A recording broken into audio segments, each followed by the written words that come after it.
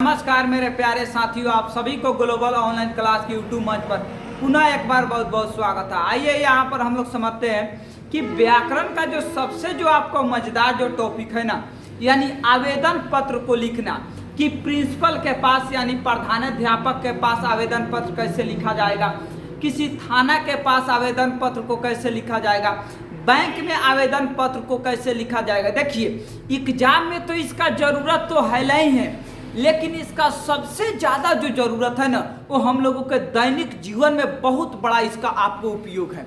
देखिए लड़का लोगों के लिए भी ये बहुत ज़्यादा आपको उपयोगी है और लड़कियों लोगों के लिए भी ये खास करके बहुत ज़्यादा उपयोगी है, क्योंकि आजकल सरकार के जितना भी आपको योजना चलता है, जितना भी आपको लाभ, आपको सरकारी लाभ जो आता है, अक्सर आपको महिला के नाम पर आता है, यानी अक्सर आपको लेडीज़ के ही नाम पर आता है। तो लड़की लोगों के लिए ये खासकर आवेदन को जानना तो और ज़्यादा आपको दुगुना का बात हो जाता है।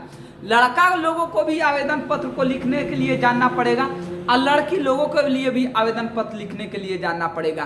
तो आइए यहाँ पर हम लोग समझते हैं कि आवेदन पत्र को कैसे लिखा जाएगा। देखिए अभी जो हम लोग पढ़ रहे हैं ना, अभी हम लोग 10th और 12th क्लास को अभी हम लोग पढ़ रहे हैं। तो 10th और 12th क्लास में क्या है ना, कि ज़्यादातर आपको जो आवेदन पूछा जाता है ना, सबसे पहले तो आपको प्रिंसिपल के पास आना चाहिए।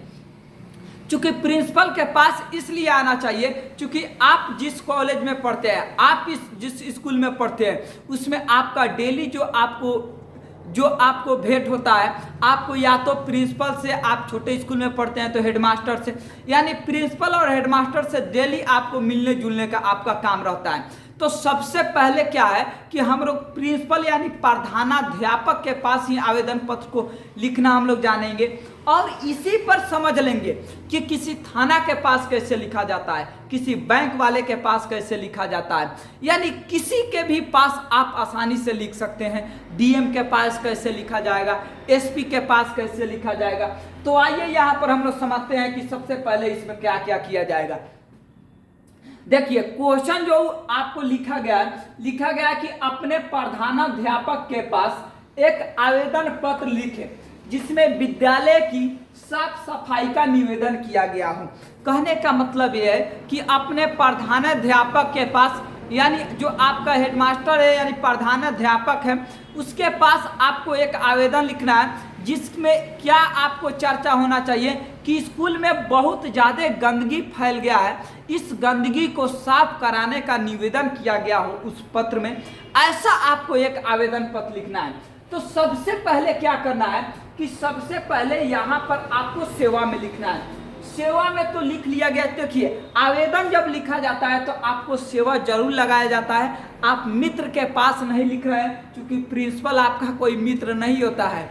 वो आपको क्या है ना कि समझिए यहाँ गुरु और जो शिष्य का जो भाव है, तो ये आपको दोस्त का भाव थोड़े है। तो गुरु और शिष्य में बहुत अंतर होता है। ये आपका दोस्त नहीं है कि यहाँ पर हेलो हाय हेलो इसमें लिखा जाएगा।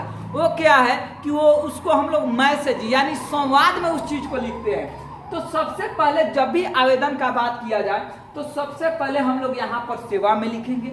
सेवा में लिखने के बाद जहां से मेरे भाई ये खत्म हो रहा है ना, ठीक उसी के नीचे यहाँ पर लिखेंगे श्रीमान। यहाँ पर गलती हो गया है, श्री नाम हो गया, ये होना चाहिए श्रीमान। तो श्रीमान प्रधानाध्यापक आपको महोदय, तो श्रीमान प्रधानाध्यापक आपको महोदय लिखा गया है। ये जो प्रधानाध्यापक जो उठाया गया है, ये आपको क्वेश्चन से ही उठाया गया है। अगर मान लीजिए कि यहाँ पर लिखा जाता कि मान लीजिए थाना अध्यक्ष के पास लिखे, तो सेवा में श्रीमान थाना अध्यक्ष महोदय। मान लीजिए आपको बैंक के पास लिखना है, तो बैंक में आपका मेन आदमी क्या रहता है, आपको मैनेजर आता है, जिसे शाखा प्रबंधक बोला जाता है। तो उससे लिखा जाएगा सेवा में श्रीमान शाखा प्रबंधक आपको महोदय। मान लीजिए कि आपको डीएम के पास लिखना है, तो डीएम को हिंदी में क्या बोला जाता है, जिला अधिकारी बोला जाता है। तो यहाँ पर लिखना पड़ेगा सेवा में श्रीमान जिला अधिकारी महोदय। अगर मान लीजिए कि आपको एसपी के पास लिखना है, तो एसपी को हिंदी में क्या बोला जाता है, पुलिस अधीक्षक। तो यहाँ पर लिखना पड़ेगा सेवा में श्रीमान पुलिस अधीक्षक महोदय।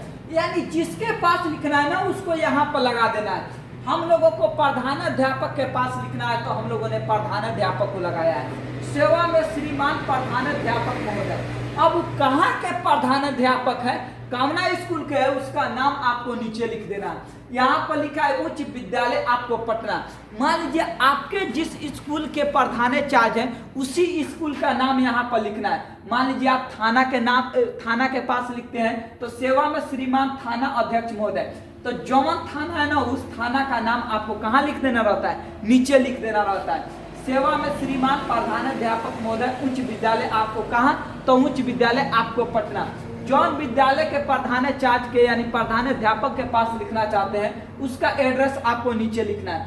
और इसमें जो आपका मेन बात है ना वो मेरे भाई आपको विषय छूटना नहीं चाहिए, क्योंकि इतना आवेदन पढ़ने के पास प्रधानेश्वर सर के यहाँ आपको टाइम नहीं होता है, यानी इतना आवेदन आपको वहां से पढ़ ले, प्रधानाध्यापक के पास उतना समय नहीं होता है। विषय से जल्दी से आपको आवेदन समझ आ जाता है एक लाइन में कि इस आवेदन में क्या कहा गया है, क्या आग्रह किया गया है। तब विषय जो है विद्यालय परिसर की साफ सफाई कराने होती, क्योंकि ऑलरेडी वहां पर क्वेश्चन में ही बोला था कि विद्यालय के साफ सफाई का आपके चर्चा होना चाहिए। तब विद्यालय परिसर के साफ सफाई कराने हेतु इसके लिए आवेदन पत्र लिखा जा रहा है।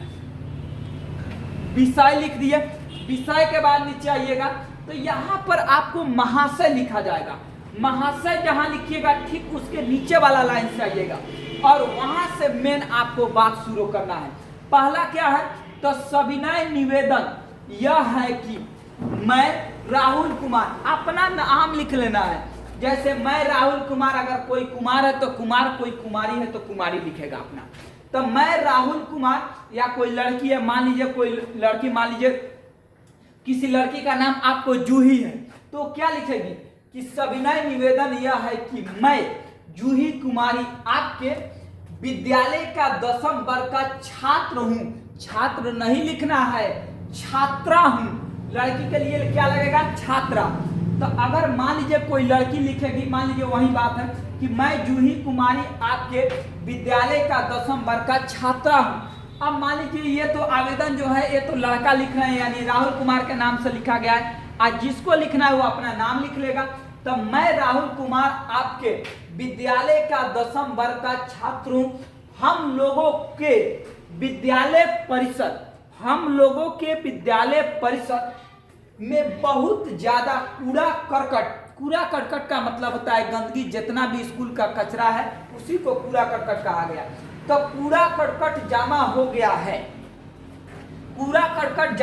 है, जिसके कारण गंदगी फैल गई है, यानी कूड़ा करकट जमा होने के कारण गंदगी फैल गई है। और यह आगे चलकर रोग का क्या बन सकता है, आपको कारण बन सकता है। यानी जब ये कूड़ा करकट फैल गया है जिसके कारण आपको पूरे विद्यालय में गंदगी फैल गई है, जिसके कारण क्या हो सकता है कि ये जो गंदगी है आगे चलकर रोग का कारण बन सकता है। और यहाँ तक लिख लिए, ज्यादा आपको एकदम लेंदी टाइप का नहीं लिखना है, एकदम थोड़ा सा शॉर्टे लिखना है, लेकिन आपको परफेक्ट में लिखना है। और जहां एक खत्म हुआ है ठीक इसके नीचे से आपको आगे लिखना है। यहाँ पर क्या है कि आपको पैराग्राफ अब चेंज करना है। अतः श्रीमान से आग्रह है कि गंदगी साफ सफाई कराने की कृपा क्या की जाए। अतः श्रीमान से आग्रह है कि गंदगी साफ सफाई कराने की कृपा की जाए।